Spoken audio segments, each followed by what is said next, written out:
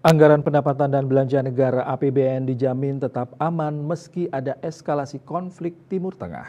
Jaminan tersebut disampaikan Kepala Badan Kebijakan Fiskal BKF Kementerian Keuangan Febrio Kacaribu.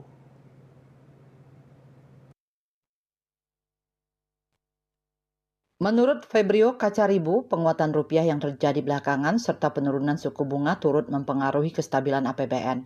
Harga komoditas yang melandai dibandingkan pertengahan tahun kemarin juga menjaga pelaksanaan APBN tetap aman hingga akhir tahun. Namun, dia memastikan Kementerian Keuangan tetap akan memantau perkembangan ekonomi ke depannya. APBN akan terus disiapkan sebagai shock absorber agar mampu meredam dampak guncangan global terhadap perekonomian nasional. Per 31 Agustus 2024, APBN mencatatkan defisit sebesar 0,68% terhadap PDB dengan nilai sebesar 153,7 triliun rupiah. Realisasi pendapatan negara tercatat sebesar 1.777 triliun yang terdiri dari penerimaan perpajakan 1.379,8 triliun rupiah dan penerimaan negara bukan pajak (PNBP) 383,8 triliun rupiah.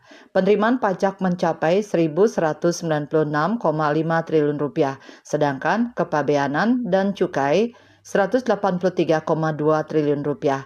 Sementara belanja negara terrealisasi sebesar 1.930,7 triliun rupiah.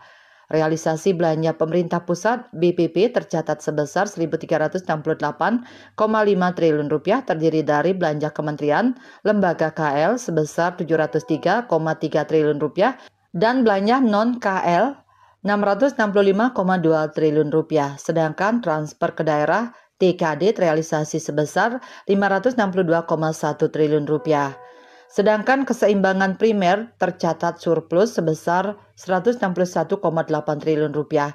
Adapun dalam Undang-Undang APBN 2025, pemerintah menetapkan target pendapatan negara sebesar 3.005,1 triliun rupiah, belanja negara 3.621,3 triliun rupiah, defisit 616,19 triliun rupiah dengan keseimbangan primer defisit sebesar 63,33 triliun rupiah serta pembiayaan anggaran sebesar 616,2 triliun rupiah. Kemudian penerimaan perpajakan untuk 2025 ditargetkan mencapai 2.490,9 triliun rupiah, sementara penerimaan negara bukan pajak PNBP tahun 2025 ditargetkan mencapai 513,6 triliun rupiah.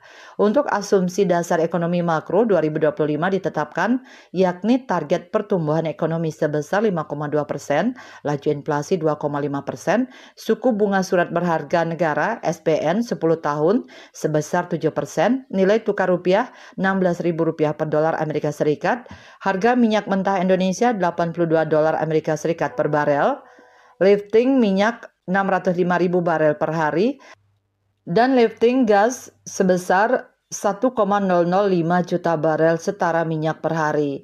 KMB Bali Pos melaporkan.